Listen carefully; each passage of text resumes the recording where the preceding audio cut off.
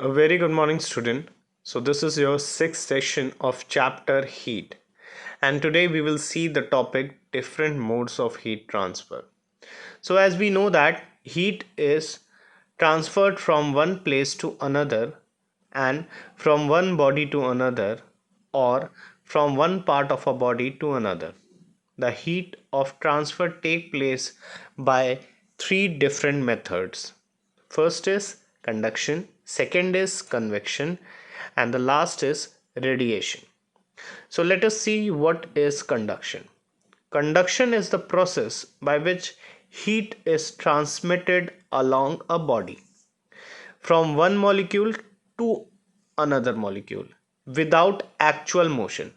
That means motion is not taking place between the molecules and the heat transfer is taking place in between them. So heat is transferred from one body to another body by conduction.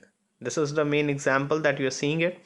If the two bodies are in contact and they are at different temperature. So what is conduction? How can it be understood? Let us take an example. Hold one end of a thick copper wire on the flame of a candle. What do you feel after some time? You will find that the end you are holding in your hand becomes hot, so that you are not able to hold it any longer. How this happened? Here the candle flame was hotter than the copper wire. Heat is always transferred in the direction of low temperature. Here heat is transferred to the copper wire. Let us see what are the good and bad conductors of heat. Material which allow heat to pass through them easily are called good conductors of heat.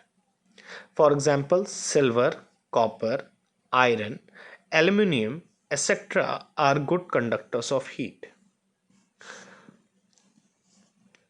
Material which do not allow heat to pass through them are called bad conductors of heat, or they are also called insulator.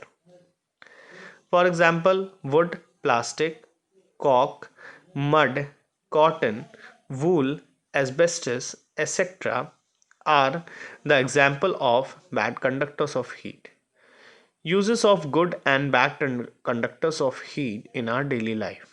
So they are some uses of good as well as bad conductors of heat. For example, cooking utensils, brass, are made up of brass, aluminium, and iron are good conductors of heat and they are used in making cooking utensils. For building house, bricks, grass, and mud, which are used for building houses, are the bad conductors of heat. So they use in building houses, especially in rural areas, so that people may not find any difficulties in living in them. To protect the animals in winter, the hairs or the furs provided by the nature to the animal living in cold climates protect them from cold, because hair or furs are poor conductors of heat. Human being is also being protected with a help of a woolen clothes. Why? Because woolen clothes keep our body warm in winter because they do not allow the heat transfer to take place. For making handles of cooking utensils are made up of bad conductors of heat, such as wood or ebonite, so that you may not get heated up with that. Now, let us see our second topic, and this is convection. The process by which heat is transmitted in liquid and gases by actual movement of molecule is called convection. Liquid and gases are bad conductors of heat, and so heat is not transmitted through liquids by conduction. Let us see how heat is transmitted through liquids. When liquids and gases are heated, they expand. and becomes less dense and rise as you are seeing it. The molecules from the colder portion flow downwards to take their place. This makes them get heated and rise. This continuous process results in the formation of a current, and those are called convection current. Now let us see one more example based on the convection which is used in our daily life. So we will understand what is the sea breeze and the land breeze. During the day, the land becomes more warm than the sea. So the air above the land being warm becomes less dense. That is lighter. It rises up and the cold air from the sea blow towards the land to take its place. And likewise this process carries out simultaneously. So this is called sea breeze. Now let us understand what is land breeze. At night, the land cools much faster than the sea. Therefore, the sea water is warmer than the land. The air near the sea being warm is less than, which means lighter. So it rises up and cold current of air blows from the cold land to the warm sea to take its place.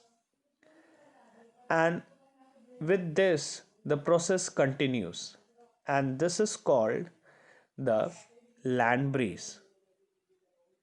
So, I hope you have understood what is the land and the sea. Now, let us understand the third mode of transfer of heat, and this is radiation. If you stand in front of a fire on a winter day, you feel hot. Why? Because due to the radiation process. Here, you receive heat by a third way in which heat energy is transferred from one body to the another in exactly the same manner as light. No medium is required for the transfer of heat by the process of radiation.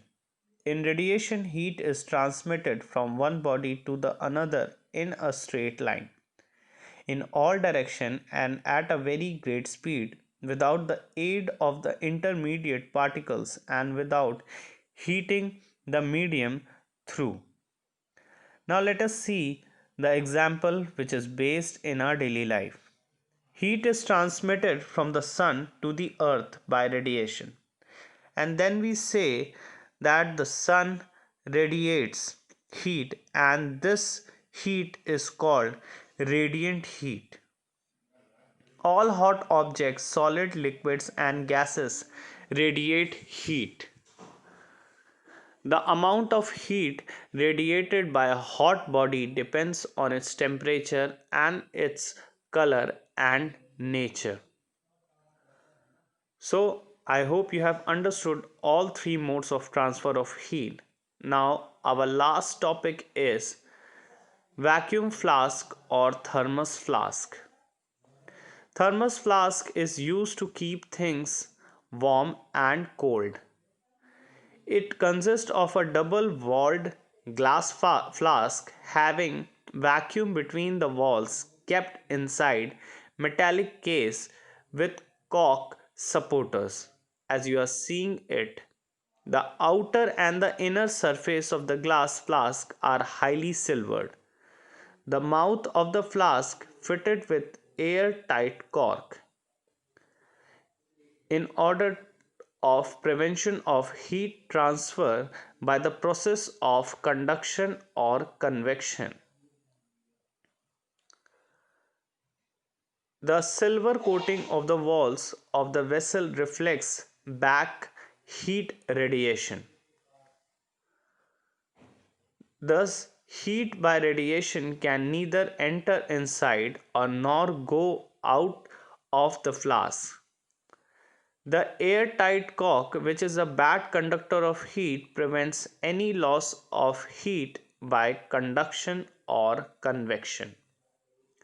Some heat may be transferred by conduction through thin glass walls of the neck around the poorly conducting cork. So I hope you have understood